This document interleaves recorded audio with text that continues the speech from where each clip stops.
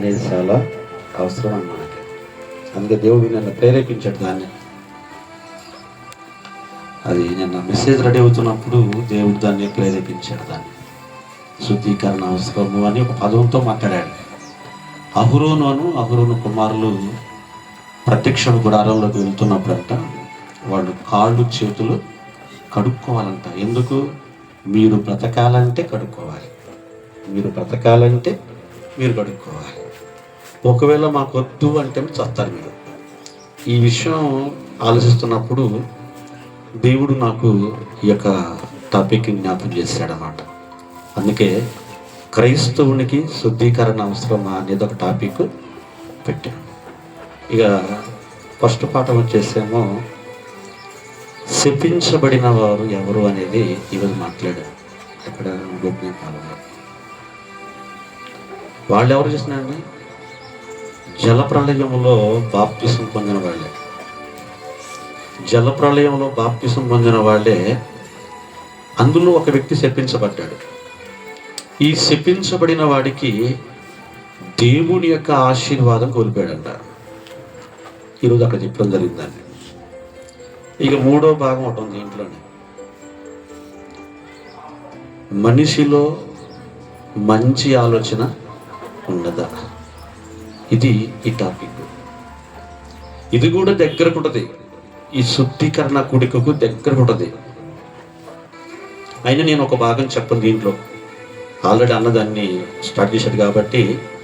అందులో ఈ మొదటి భాగంలో చాలా ఉన్నాయి. దగ్గర ఒక వ్యక్తిలో శుద్ధీకరణ కావడానికి 17 రకాల కారణాలు ఉన్నాయంట. ఎన్ని రకాలు? 17 రకాల నిషిద్ధమైన వస్తువులు ఉంటాయి మనిషిలో. వీటి వల్ల ఈరోజు ప్రపంచంలో మెడికల్ డిపార్ట్మెంట్ పెరిగిపోయింది బాగా. వీటి వల్ల ఈరోజు ఒకప్పుడు హాస్పిటల్ చాలా తక్కువగా ఉండే మన తాతల కాలంలో. ఇప్పుడు ఎక్కడ చూసినా హాస్పిటల్ ఎక్కువ ఉన్నాయి. స్కూల్ కంటే హాస్పిటల్ ఎక్కువ ఉన్నాయి ఈరోజు. ఎందుకు హాస్పిటల్స్ ఎక్కువగా అవుతున్నాయి అంటే మనిషిలో ఒక విపరీతమైన వ్యాధులు సంక్రమిస్తున్నాయి.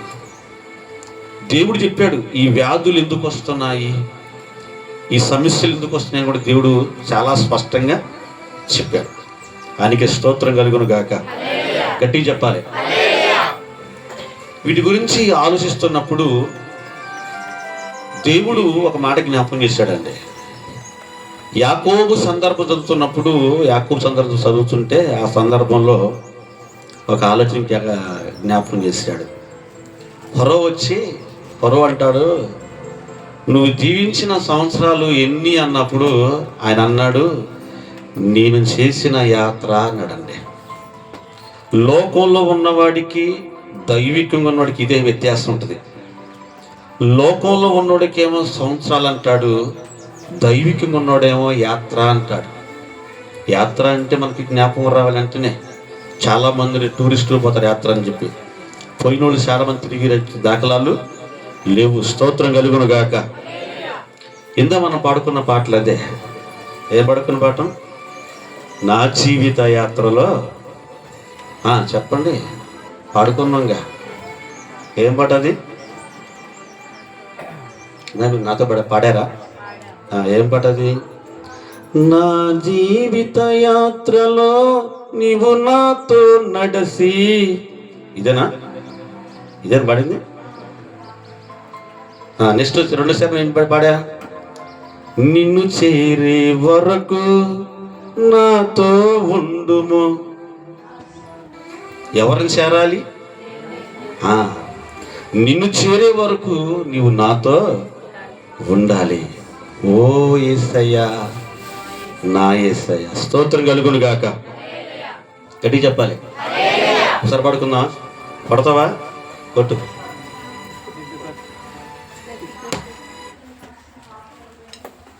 హల్లెలూయా. నా జీవిత యాత్రలో నీవు నాతో నడసి. కొడు. నా జీవిత యాత్రలో నీవు నాతో నడసి, నిన్ను చేరే వరకు నన్ను విడమకునా. నిన్ను చేరే వరకు నాతో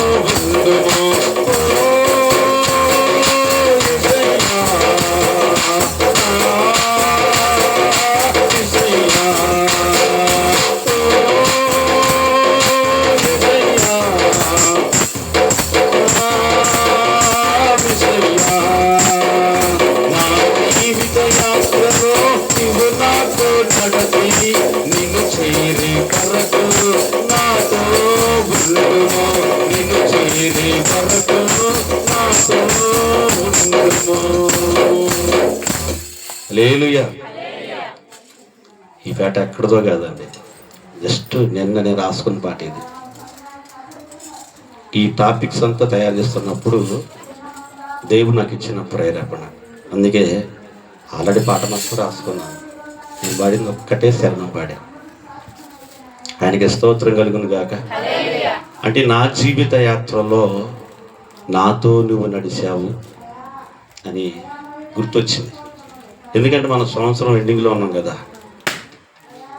అంటే దేవుడు ఒకవేళ మనతో లేకపోతే, మన యాత్రలో లేకపోతే మనం నడవడం చాలా కష్టం. అందుకే ఈ సంవత్సరం అంతా, ఈ 2025 సంవత్సరం ఒకసారి రివ్యూ చేసుకుంటే నాకు జ్ఞాపకం వచ్చిన పాట ఇదేనండి. నేనే పాడుకున్నా. నా జీవిత యాత్రలో నీవు నాతో నడిచావయ్యా, నిన్ను చేరే వరకు నీవు నాతో ఉండయ్యా అని ఈ ఫస్ట్ పడుకున్నా. ఈ రెండోది ఉంటుందండి, ఎన్నెన్నో మలుపులు ఎన్నెన్నో త్రోవలు అనేది జ్ఞాపకం చేశాడు. వాస్తవమే, ఎన్నెన్నో మలుపులు వచ్చాయి, ఎన్నెన్నో త్రోవలు వచ్చాయి, ఎన్నో బాధలు, ఎన్నో కన్నీళ్ళు. ఇది రెండోది. మూడోది, ఎన్నెన్నో సేవలో ఎన్నో ఆటంకాలు వచ్చాయి నాయన అని అది జ్ఞాపకం చేసినప్పుడు, నా జీవిత యాత్రలో నీ పాద సేవకే నా జీవితం అంకితం అని చివర్లో పెట్టేది. స్తోత్రం కలుగును గాక. హల్లెలూయా. దేవుని యొక్క మనసు, దేవుని యొక్క ఆలోచనతో మనం పెనవేసుకున్నప్పుడు దేవుడు ఖచ్చితంగా మనతో మాట్లాడతాడండి. ఒక విషయం చెప్పి నేను ప్రార్థన చేస్తాను.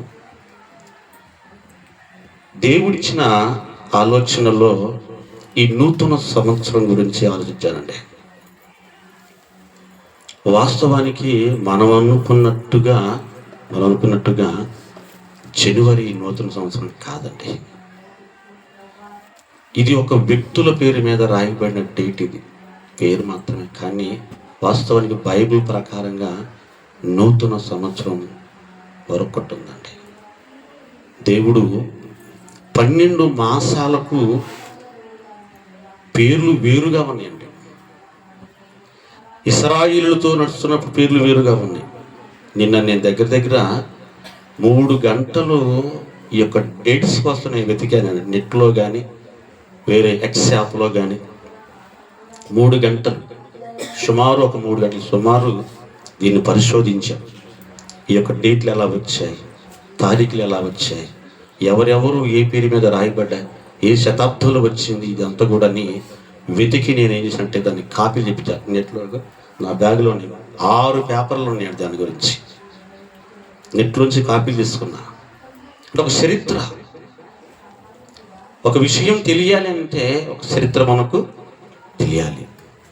అందుకే బైబిల్కి దగ్గరగా మనం జోడిస్తున్నప్పుడు దేవుడు ఏ విధంగా చెప్తున్నాడు అనేది మనకు అర్థం కావాలండి. అవి చాలా లోతైన పదాలు. అందుకే ఈ 2025 మన ముగింపులోకి వస్తున్నాం. 2026 దేవుడు మనతో ఏం మాట్లాడబోతున్నాడు, దేవుడు మనతో ఏం చెప్పబోతున్నాడు అనేది చాలా అవసరం. కనుక సిద్ధపడండి, ప్రార్థన పూర్వకంగా సిద్ధపడాలండి. ఎలాగంట ప్రార్థన పూర్వకంగా సిద్ధపడాలి. ప్రార్థన లేకపోయినా, విశ్వాసము లేకుండా, సిద్ధపాటు లేకుండా మనం ఏమీ కూడా ఆయన యొద్ద నుంచి మనం ఏమీ పొందుకోలేము. అసలు ఏం పొందుకోలేము. కాబట్టి దేవుడు మనకి ఇవ్వబోతున్న ప్రతి ఆలోచన మన మెదడులోకి రావాలంటే, అందుకే మంచి ఆలోచన మనిషిలో ఉన్నదా అనే దాంట్లో రెండో భాగం చెబుతా. దాంట్లోదే ఫస్ట్ భాగం చాలా ఉన్నాయి. అది ఇక శుద్ధీకరణలో ఇది చెప్తే ఇంకా బాగుంటుంది ఆ మాటలు. ఎందుకంటే నిషిద్ధమైన వస్తువులు ఎంత భయంకరంగా ఉంచబడ్డాయో అవి తీసేశారు కదా. కింద మన అన్న ఒక మాట చెబుతూ దయ్యము కూడా మన ఇంట్లోకి రావడానికి ఇష్టపడలేదని చెప్పాడు. ఓకేనా? అంతే చెప్పింది, అంతేనా? ఏం చెప్పాడు? దయ్యము కూడా మన ఇంట్లోకి రావడానికి ఇష్టపడదు. మన ఇంట్లో ఈ ఇల్లు కాదు, మన దేహంలోకి రావడానికి ఇష్టపడలేదు అని చెప్పాడు. ఓకేనా? ఇంకొక విషయం చెప్తే దాంట్లోదే, సైనా దెయ్యాలు పట్టిన వ్యక్తికి సుమారు 2000 దెయ్యాలు పడతాయండి. ఎన్ని వేల దెయ్యాలంట? 2000 దెయ్యాలు ఉంటాయి అతల్లో.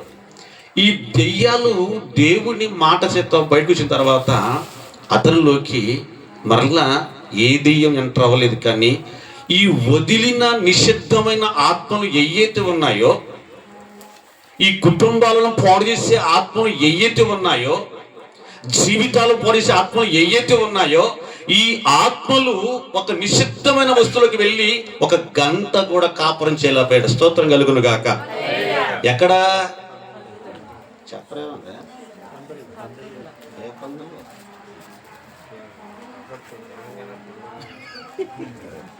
అదే చూస్తున్నాడు. ఒకప్పుడు మనుషులు తిన్న పందులు, ఒకప్పుడు మనుషులు తిన్న పందులు, ఇప్పుడు తిన్నారు పందులు. స్తోత్రం కలుగును గాక. కొంతమంది పెళ్ళిళ్ళు కూడా అయ్యే కోస్తారు, ఫంక్షన్లు కూడా అయ్యే కోస్తారు. పోయారండి ఏ మంచి తెల్లది నిగనిగలాడేది తెగిపోవడమే. ఇంకా స్తోత్రం కలుగును గాక. ఈ వస్తువులోకి అంతా ఈ 2000 దెయ్యాలంతా 1 గంట కూడా కాపురం. ఎందుకని చెప్పండి? ఎందుకని? అది నిషిద్ధమైన వస్తువు. అది దేవుడు చెప్పాడు, అది నిషిద్ధమైన వస్తువు, అది నిషిద్ధమైన జీవి. అది కాబట్టి ఈ నిషిద్ధమైన జీవిలో అపవిత్ర ఆత్మలంట 1 గంట కూడా కాపురము చేయలేకపోయారంటే ఇక ఆలోచించండి. దెయ్యాలకు కూడా వాటికి కూడా కావాలి, దెయ్యాలకు కూడా కావాలి, మంచి వాతావరణం కావాలి.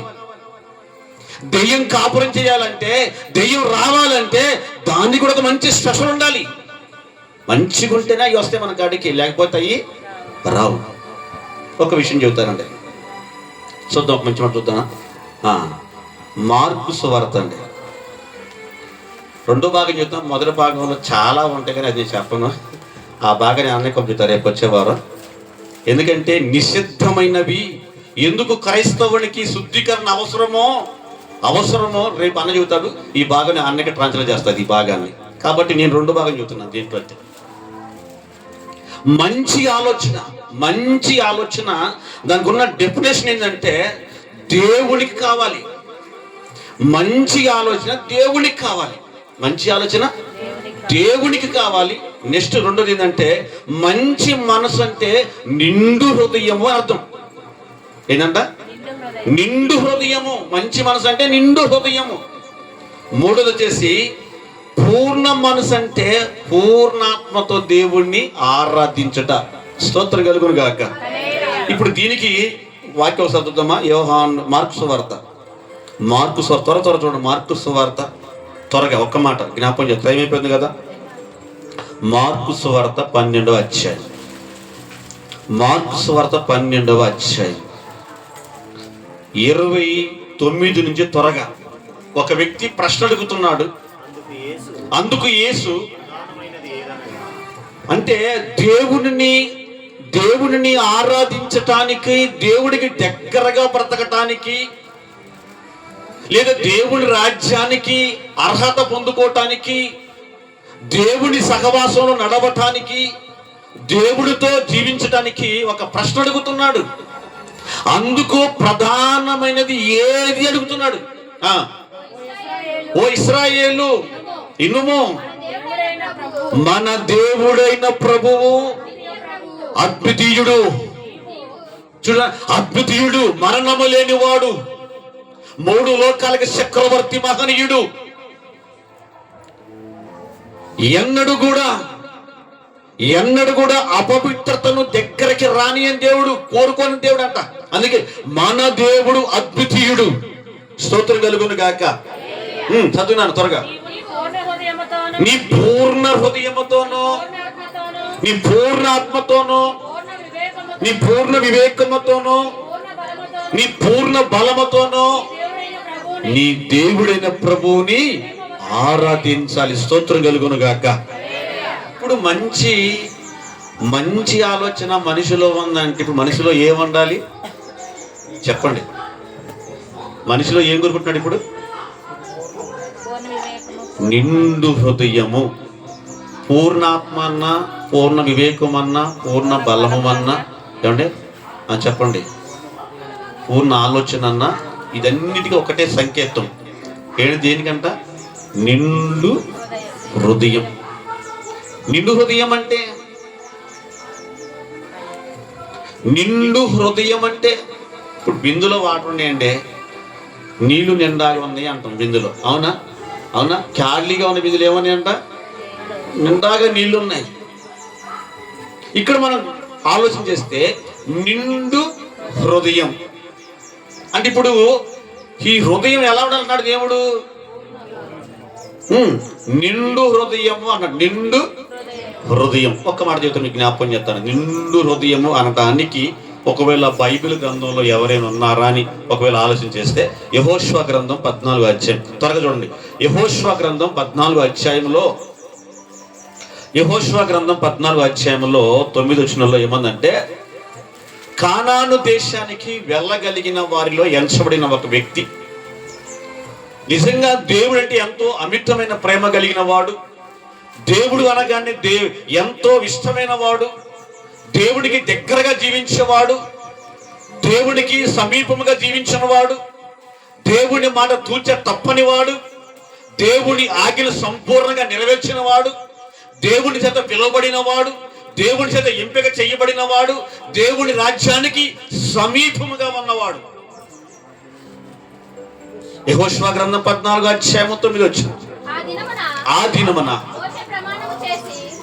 మోషే ప్రమాణము చేసి నీవు నా దేవుడైన యెహోవాను ఏందంట? నిండు మనసుతో అనుసరించితివి గనుక. నిండు మనసుతో అనుసరించితివి. నిండు మనసు అంటే చెప్పనండి, ఇక లేదు ఇంకా. అప్పుడప్పుడు కొంత పాట పాడుతుంటారు కదా, లోకానుసారం పాటలు. ఏం పాట అది? నీకు అది గుర్తొచ్చిందనా? మీకు తెలిసిన దగ్గర చెప్పరు.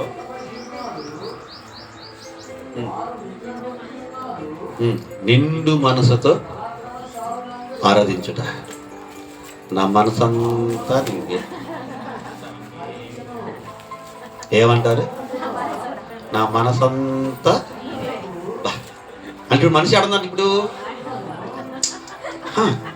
ఆ మధ్యలో పాడబడి హృదయము చుట్టూ ఇది తిరుగుతుందంట. మంచి పాట పాడేటప్పుడు ఎక్కడ ఉంది నీ హృదయం అంటే నీ కాడే ఉంది అంట ఒకడు అన్నాడు. స్తోత్రం కలుగును గాక. ఇప్పుడు నీ హృదయం ఎవరు చుట్టూ తిరగాలి?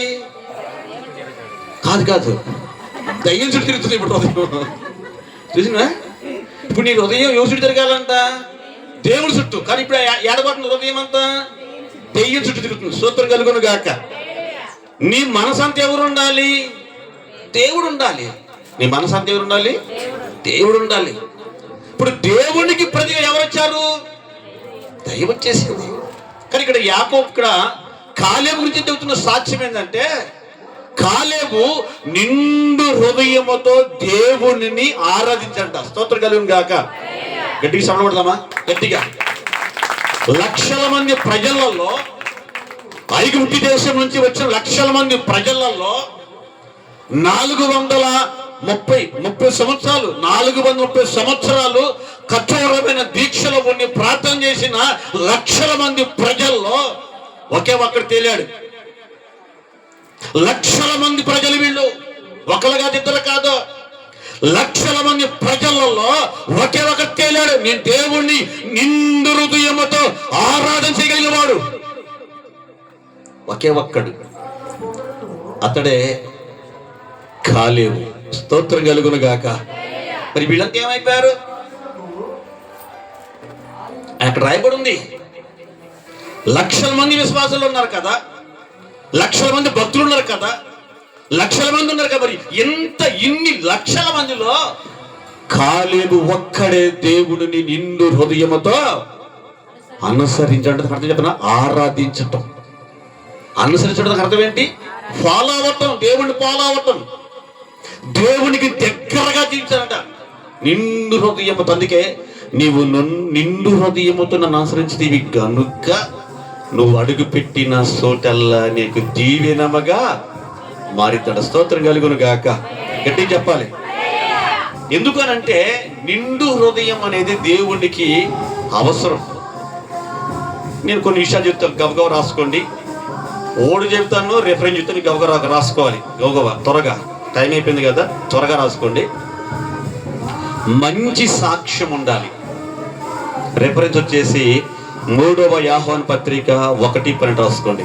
మంచి సాక్ష్యం అంటే నిండు హృదయము కలిగిన వానికి ఉండవలసిన లక్షణాలు ఏంటి అని అంటే, నిండు హృదయముతో ఉన్నవాడికి, నిండు మనసు ఉన్నవాడికి, పూర్ణాత్మ, పూర్ణ వివేకము, పూర్ణ బలము, పూర్ణ ఆలోచన ఉన్నవానికి ఉండాల్సిన ఆలోచన చెప్పనా? మంచి సాక్ష్యం. అందుకే మంచి సాక్ష్యము 3వ యోహాను పత్రిక 1వ అధ్యాయము 12వ వచనం. ఇది మొదటిది. రెండోది, మంచి పరిచారకుడు. దేవునికి ఒక మంచి పరిచారకుడుగా ఉండాలి. దేవుని మెప్పించే విధముగా, దేవుణ్ణి స్తుతించే విధముగా, దేవునికి దగ్గరగా నిలబడే విధముగా, దేవునికి సమీపముగా ఉండే విధముగా, దేవుని రాజ్యానికి వెళ్ళగలిగే వాడిగా ఒక మంచి పరిచారకుడు, ఒక మంచి పరిచారకుడు. 1 తిమోతి పత్రిక 4వ అధ్యాయం 6వ వచనం. 1 తిమోతి పత్రిక 4వ అధ్యాయము 6వ వచనం. ఇది రెండో మాట. మూడో మాట, మంచి పోరాటము. దేవుడి కొరకు విశ్వాసమైన యాత్రలో, దేవుడి కొరకు విశ్వాసమైన యాత్రలో ఇదిగో దురాత్మ శక్తుల మీద, పాపము శక్తుల మీద, మోసపూరితమైన శక్తుల మీద పోరాడాలి. పోరాడగలిగిన వాడు పోరాటం చేయాలి. చాలా మంది జీవిత కాలంలో దేవుని కొరకు బతకకుండా, దేవుని కొరకు మారకుండా, దేవుని కొరకు జీవితం ఇవ్వకుండా ఈ లోకానుసారంగా తిని త్రాగి చచ్చిపోయి సమాధి మీద వస్తుంటారు. నా జీవితం పోరాటం కడముడిస్తుందని. ఈ పదానికి ఎవడు అర్హుడు చెప్పనా? ఈ పదానికి అందరూ అర్హులు కాదు. సమాధి మీద వస్తుంటారు. నా పోరాటము కడముడిస్తుందని. ఎక్కడ పోరాడేనాయా? ఎక్కడ? సమాధులలో, ఎక్కడ త్రాగుబోతుల మధ్య, ఎక్కడ వ్యభిచారుల మధ్య, ఎక్కడ నీచమైన కొంపల కాడ, ఎక్కడంటే ఇదిగో ఈ లోకధరం పాపములో. ఇలా కాదు, వీటిని జయించాలి. వీటిని జయించాలి. కోపాన్ని జయించాలి, క్రోధాన్ని జయించాలి, వ్యభిచారం జయించాలి, పాపాన్ని జయించాలి, దొంగతనం జయించాలి, అనేకమైన మోసపూరితమైన ఆలోచన జయించాలి. జయించిన వాడే మంచి పోరాడగల. స్తోత్రం కలుగును గాక. గడి చెప్పాలి. మంచి పోరాటం. దేవునితో పెనవేసుకొని, దేవుని ఆత్మ కలిగిన వాడై, దేవుని అభిషేకం కలిగిన వాడై, దేవుని కృపావరము కలిగిన వాడై, దేవుని ఆలోచన కలిగిన వాడై ఈ లోకములో పోరాటం చెయ్యాలి.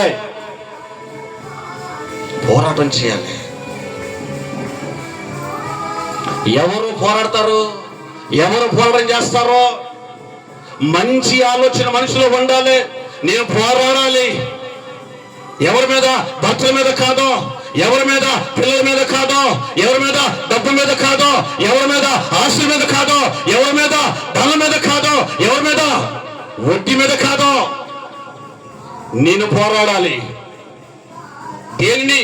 నా దేవునికి పనికి రాకుండా నా జీవితాన్ని పోరాడేస్తుంది ఈ దురాత్మ శక్తుల మీద నేను పోరాడాలి అని ఒక కంకణ నీలో ఉండాలి, ఒక భవిష్య నీలో ఉండాలి, ఒక విశ్వాసం నీలో ఉండాలి, ఒక బలం నీలో ఉండాలి, ఒక పూర్ణ ఆత్మ నీలో ఉండాలి. స్తోత్రం కలుగును గాక. అందుకే మంచి పోరాటము పోరాడితేనే. ఎక్కడంట? 1 తిమోతి 6:12. 1 తిమోతి 6:12 త్వరగా రాసుకోండి. నెక్స్ట్ 4వది, మంచితనం.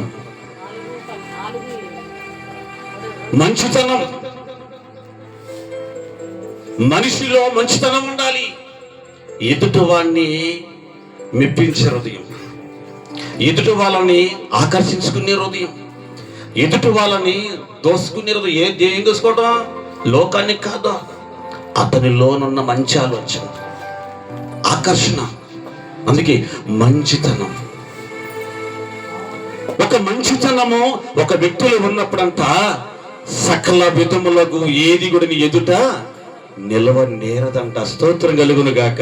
చూస్తారు ఈ మాట ఒకసారి. మంచితనము, మంచితనము. గలతీ పత్రిక 5వ అధ్యాయం, గలతీ పత్రిక 5వ అధ్యాయము 22 వచ్చిన చదువు త్వరగా. అక్కడ రాయబడింది మాటలన్నీ తరగతుకోండి. అక్కడ ఒక క్రైస్తవునికి ఉండవలసిన లక్షణాలు, ఒక క్రైస్తవుల్లో ఉండవలసిన ఫలాలు ఇవన్నీ కూడా.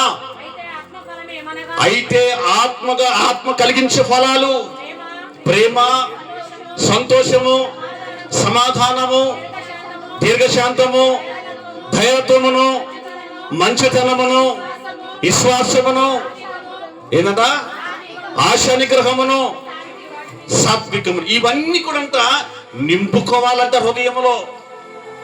ఇవన్నీ హృదయం నింపుకోవాలి క్రైస్తవుడు. ఇవన్నీ నింపుకున్న వాడే నిండు హృదయముతో దేవుణ్ణి స్తుతించగలడు, ఆరాధన చేయగలడు. స్తోత్రం కలుగును గాక. నువ్వు ఆరాధన చేస్తుంటే, నువ్వు దేవుని సూచిస్తుంటేనంట పరలోకములో దేవత చూడాలంట. పరలోకలు ఏం చూడాలంట? దేవదూతలు చూడాలి. ఇంకెళ్ళి తొంగి చూడాలంట నువ్వు ఆరాధన చేస్తుంటే. ఎట్లాగా? నిండు హృదయంతో. కొంతమంది చేస్తారు అన్నీ సప్పట్లు కాదు, పేదాల గాథలో తెల్లారా. ఇది నిజంగా అండి. వాళ్ళు బెల్లగొట్టిన రాళ్ళలాగా ఉంటారు మందిరాలలో.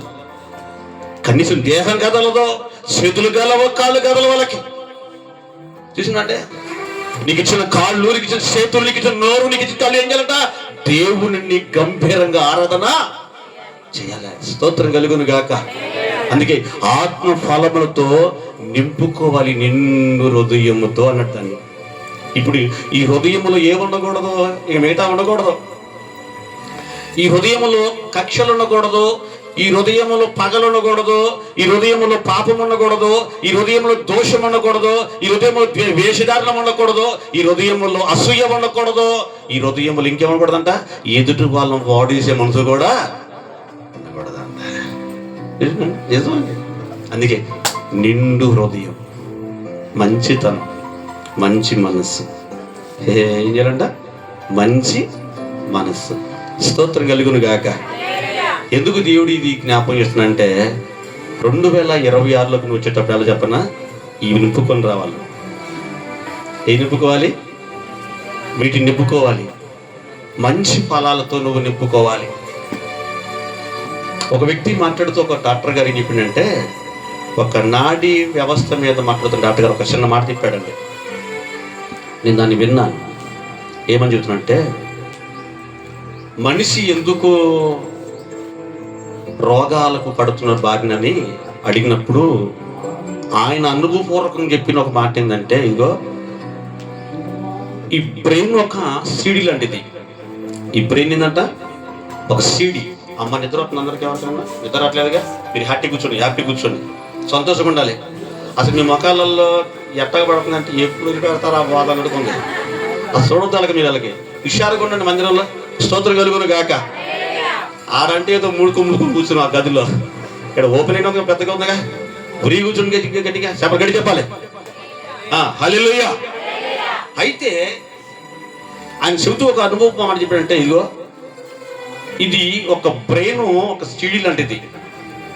ఒక సీడీ అయితే ఈ సీడీలో ఏది లోడ్ అయితే అదే పనిచేసింది అంట. ఇక అర్థమైందా? ఏది లోడ్ అయితే అదే పనిచేసింది. కనుక ఒక మనిషి హార్మోను విడుదలవుతున్నప్పుడు, ఒక ఆలోచన విడుదలవుతున్నప్పుడు, ఆ విడుదలవుతున్న ఆ ఆలోచన అంట ఆ కేంద్రం ఎడలంటే మంచిగా ఉండాలంట. అది ఒక మంచి ఆలోచన విడుదలైతేనంట ఆ మనిషికి అంట సర్వరోగ నిరోధక శక్తి వచ్చిందంట. స్తోత్రం కలుగును గాక. ఒకవేళ ఇక్కడ నుంచి విడుదలవుతున్న ఆలోచన ఏదైతే మన చెడిలోంచి అదంతా చెడి స్వభావం విడుదలైతేనంట ఈ సర్వ దేహం అంతా సర్వ రోగాలతో నిండిపోద్దంట. అందుకే అన్ని హాస్పిటల్ వచ్చినాయి.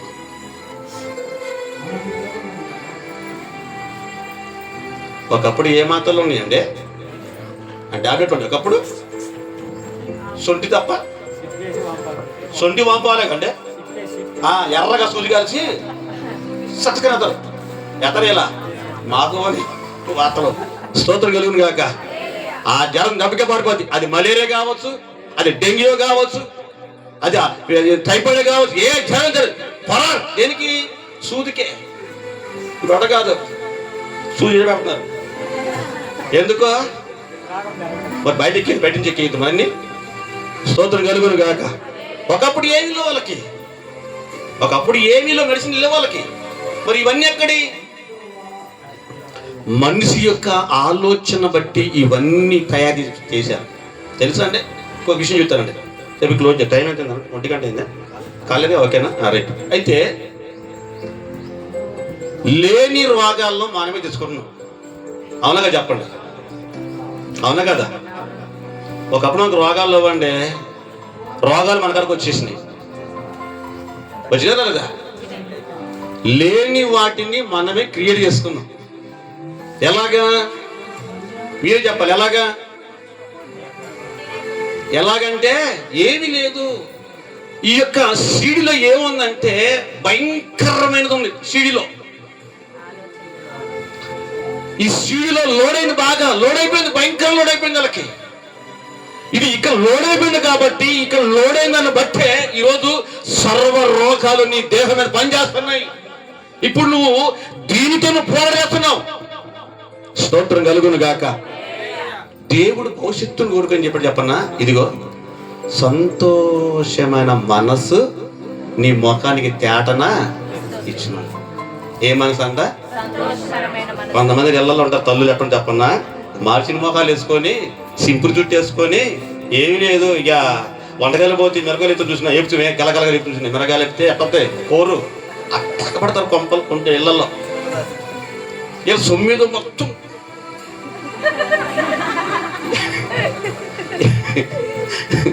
బతికి 4 రోజులకి ఈ మార్చిన మొక్కలు అవసరమా? అవసరం అండి.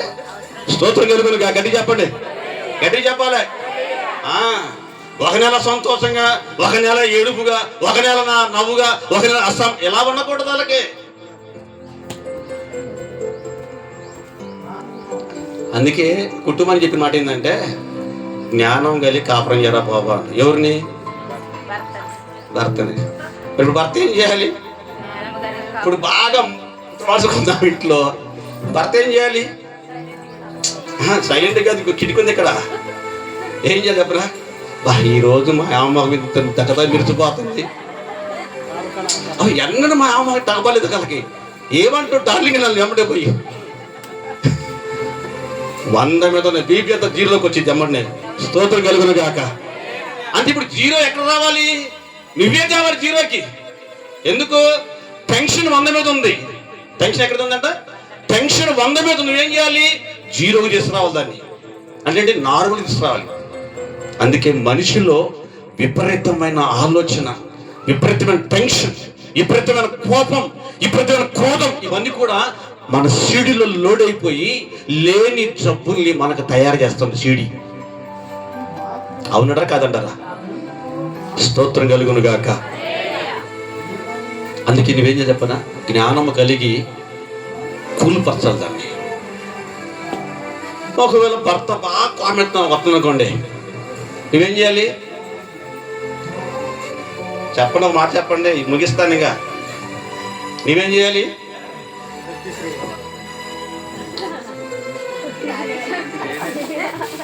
చెప్పండి. మీరు చెప్పరలే, మీరు దొంగలు.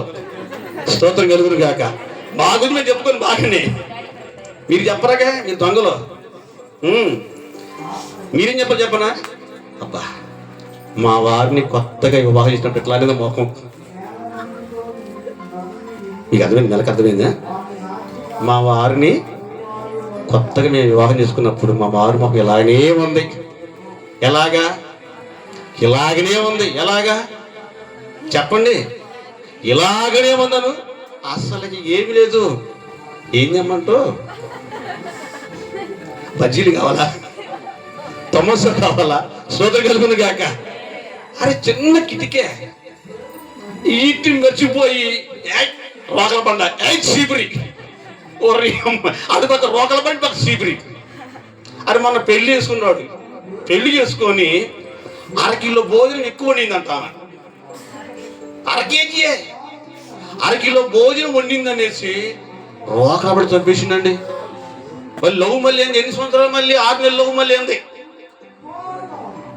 స్తోత్రం కలుగును గాక. కుటుంబ వ్యవస్థలో ఎలా ఉండాలి ఏవి అర్థం కాని పరిస్థితి అండి ఈరోజు. అందుకే బండికి 2 చక్రాలు ఉంటాయి. బండికి 2 చక్రాలు ఉంటాయి. ఈ 2 చక్రాలు, ఒకటి తల్లి, ఒక భార్య, భర్త భార్య. అయితే ఈ 2 చక్రాలు సుఖ దుఃఖాలు. ఈ 2 చక్రాలు ఏడుపు ఉంటుంది, చెప్పండి, సంతోషం ఉంటుంది. 2 ఉంటాయి. ఎండ ఉంటుంది, వాన ఉంటుంది రెండింటికి. కాబట్టి ఈ 2 పెన వేసుకొని నడవాలి. ఈ 2 పెన వేసుకొని నడవాలి. స్తోత్రం కలుగును గాక. ఎప్పటి వరకు? ఆయన చేరే వరకు. ఎప్పటి వరకు? ఆయన చేరే వరకు. ఎక్కడ చెప్పండి, ఎప్పటి వరకు? ఆయన చేరే వరకు. ఎప్పటి వరకు? ఆయన చేరే వరకు. ఇదంతా పక్కన పెట్టి ఏమీ లేదండి. ఏముందండి మొత్తం? ఏమీ లేదండి. అందుకే మంచి మనసు మనలో ఉంటే మన కుటుంబం అంతా మంచిగానే ఉంటుందండి. మంచిగానే ఉంటుంది. కొత్త సాధారణ కోపం వద్దండి. కోపం దేవుడు కోపడ్డాడు. దేవుడు చెప్పిన నేను రోషమగిలిన దేవుడు అన్నాడు. ఏమన్నా నిమిషం మాత్రం కోపం ఉంటుంది, కానీ శాశ్వత కాలమైన ప్రేమ ఉంటుంది దాని దగ్గర. నిమిషమే కోపమైంది, ఒక్క నిమిషానికే ప్రకృతి గడగడ వెలిగిపోద్ది. అలాంటిది శాశ్వత కాల ప్రేమనైనా చూపించేవాడు ఎవరు? దేవుడు. బైబిల్లో రాయబడి ఉంది, నరుని కోపము దేవుని ఇష్టాన్ని నెరవేర్చదు. నరుని కోపము దేవుని ఇష్టానికి దగ్గరగా రాదు. నరుని కోపము దేవుని ఇష్టాన్ని చేయలేదు. నరుని కోపము దేవుని ఇష్టాన్ని కొనసాగించలేదు. నరుని కోపము దేవుని ఆలోచన చెప్పలేదు. ఎందుకంటే ఇది నరులో ఉన్న కోపం ఏంటంటే ఇది ఒక రోగం. ఇది ఒక రోగం, ఒక రోగం, ఒక భయంకరం చొప్పిది. అందుకే ఈ సిడిలో ఇది రిలీజ్ అవ్వాలి. సిడిలో ఇది రిలీజ్ అవ్వాలి అన్నాడు. అందుకే స్తోత్రం కలుగును గాక. ఒకటి ఇంకోటి చెప్తాను. ఇప్పుడు ఎందుకు చెప్పా? 4 చెప్పా, 5. మంచి విషయములో ఆసక్తి ఉండాలి. మొదటి పేతురు పత్రిక, త్వరగా పేతురు రాసిన మొదటి పత్రిక 3:13. దేవుడి కొరకు ఒకవేళ నువ్వు ఏ కార్యక్రమం చేయాలన్నా, ఏ పని చేయాలన్నా రాయబడింది ఏంటంటే మంచి విషయములో ఆసక్తి కలిగి ఉండాలి. ఎప్పటికీ మన కంచెలో ఊపిరి ఉన్నంత వరకు. దొరికిందా మాట? దొరికిందా? మంచి విషయములలో ఏంటంట? మంచి విషయాలలో మీరు ఆసక్తి కలిగి ఉంటే నీకు హాని చేసేవాడు ఎవడో లేడు, నీ కుటుంబాన్ని పోల్చేవాడు ఎవడో లేడంట. ఎందుకంటే నీలో ఒక మంచి ఆలోచన కాబట్టి, మంచిని స్థాపించిన వాడు దేవుడు కనుక, మంచిని చేసిన వాడు దేవుడు కనుక, దేవుడు నీతో ఉన్నాడు. అందుకే నీకు హాని ఎవడు చెయ్యలేడు. స్తోత్రం కలుగును గాక. స్తోత్రం కలుగును గాక. ఒకవేళ ఈ 2025లో నీకు ఒకవేళ హాని చేస్తే, ఇదిగో 2026లో నీకు హాని చేసేవాడు ఎవరు కూడా ఇంటి దగ్గర కూడా రాలని. కారణం చెప్పున నీలో మంచి విషయం ఉండాలి. స్తోత్రం కలుగును గాక. గట్టి చేద్దామా? గట్టిగా స్తోత్రం కలుగును గాక. మంచి విషయాల్లో ఆసక్తి ఉండాలి. మంచి విషయాలు, దేవుని కొరకు చేసే కార్యక్రమాలు కావచ్చు, దేవుని సూచించడం కావచ్చు, దేవుని గర్వచడం కావచ్చు, దేవుడితో నడవటం కావచ్చు. ఇవన్నీ కూడా ఇదిగో మంచి విషయాలు. మంచి విషయాలు, చెడు విషయాలు కాదు ఇవి. చెడు ఉంది, మంచి ఉంది. నేను ఒకటే బాగా మాట్లాడుతున్నా, మంచి గురించి మాట్లాడుతున్నా. చెడు గురించి దేవుడు చాలా భయంకరంగా చెప్పాడు. దాన్ని అనకం చెప్తాను వచ్చే వారానికి. శుద్ధీకరణ పూర్తి కాలేదు కదా. శుద్ధీకరణకు ఇగో ఈ బిట్టు అతను ట్రాన్స్లేషన్ చేస్తున్నాడు. ఆలోచించండి. స్తోత్రం కలుగును గాక. అందుకే మంచి విషయాల్లో మనం ఎలా ఉండాలి? ఆసక్తి. ఎప్పటికీ ఆసక్తి ఉండాలి. ఎవరు ఉన్నా, ఎవరు రాకపోయినా, ఎవరు పోయినా, ఎవరు వచ్చినా ఎలా ఉండాలి? ఎప్పుడు నాకు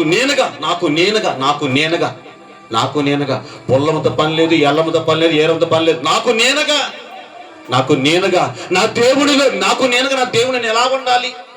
నా దేవుడు నా పట్ల మెచ్చుకోవాలంటే, నా దేవుడు నన్ను కనపరచాలి అంటే, ఇదిగో నేను నా దేవునిలో నేను ఎలా ఉండాలి? అందుకే మంచి విషయాల్లో నేను ఆసక్తి కలిగి ఉండాలి. ఎలాగంట? ఆసక్తి కలిగి ఉండాలి. అందుకే లక్షల మంది ప్రజల్లో కాలేబు ఒక్కడే నిండు హృదయం కలిగిన వాడిగా ఉన్నాడు. స్తోత్రం కలుగును గాక. గట్టిగా చెప్పాలి. అందుకే మంచి విషయాలు మనం ఉండాలి. దేవుడిని గురించి సాక్ష్యం చెప్పాలి. దేవుడిని గురించి ఫలానా ప్రాంతంలో, ఫలానా గ్రామంలో, ఫలానా చోట నా కొడుకున్నాడు, నా కూతురుంది అని చెప్పాలి. నా కొడుకున్నాడు, నా కూతురుంది అని చెప్పుకోవాలంట. ఎవరు? పరమందున్న తండ్రి. ఎవరంట?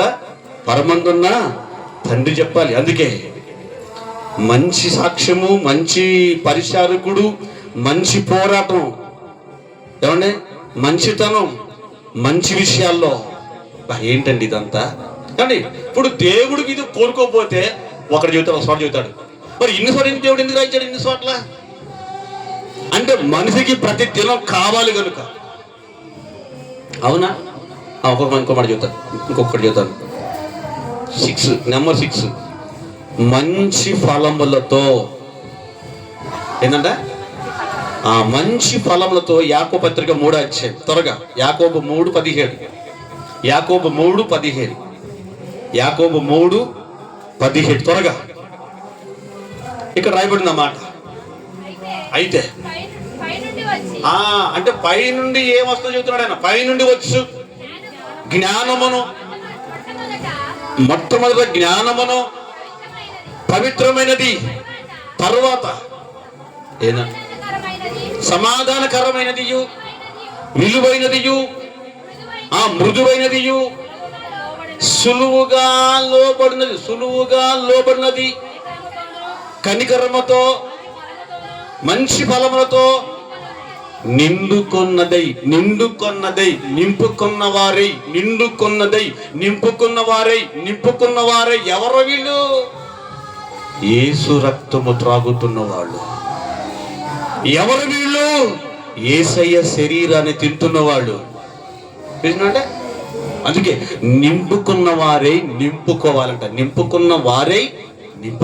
ఇవన్నీ. స్తోత్రం కలుగును గాక.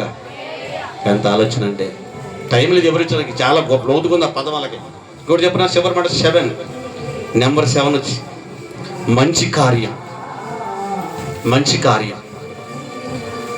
3వ యోహాను పత్రిక 11 వచ్చిన. 3వ యోహాను పత్రిక 11 వచ్చిన. ప్రియుడా, చూడండి, ప్రియుడా చెడు కార్యమును కాక. ఏంటంట? ప్రియుడా చెడు కార్యములు కాక. చెడు కార్యక్రమం అంటే ఏంటి? అందుకే చెడు కార్యమును కాక మంచి కార్యమును అనుసరించి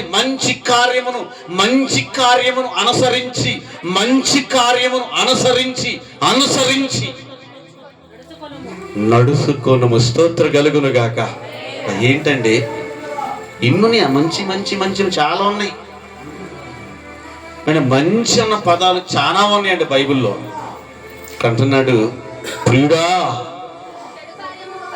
చెడు కార్యక్రమాలు కాదు, నువ్వు మంచి కార్యములకి నువ్వు నడుచుకోవాలంట.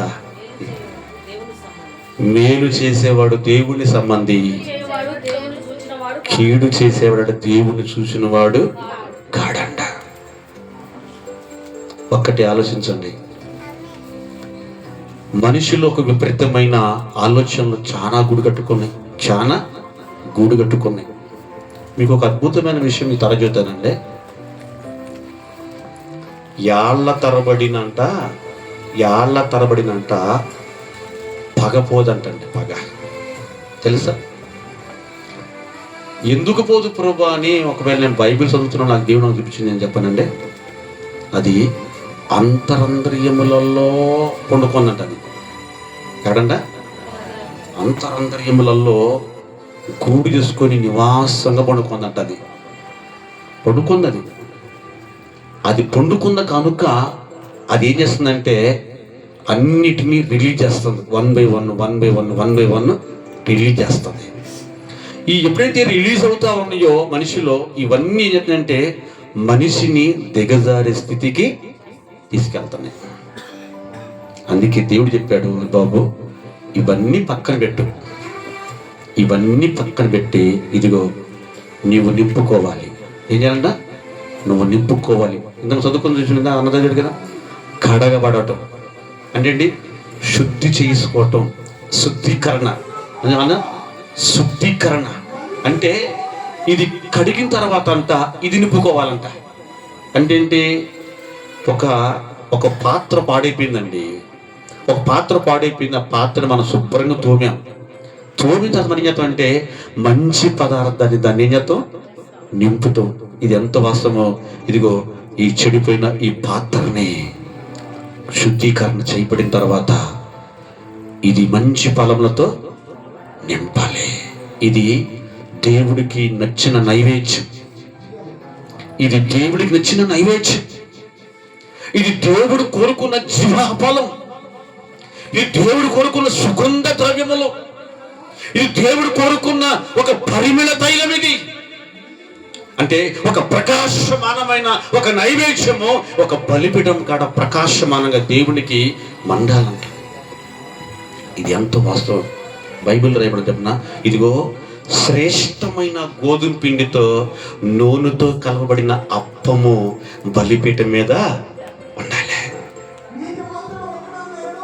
గోధుమ గింజ మనమైతే నూనె పరిశుద్ధాత్మతో పెనవేసుకొని, నీళ్లు వాక్యం అనే వాటర్తో మనం పెనవేసుకొని కడుక్కొని కలపబడి ముద్ద చేయబడి దాన్ని కాల్చబడి, అంటే దేవుని అగ్నిలో కాల్చబడి ఇదిగో దేవుణ్ణి బలిపీఠం కాడ పెడితే ఆ అర్పణ దేవుడు ఆశీర్వదిస్తాడు. దేవుడు స్తోత్రం కలుగును గాక, స్తోత్రం కలుగును గాక.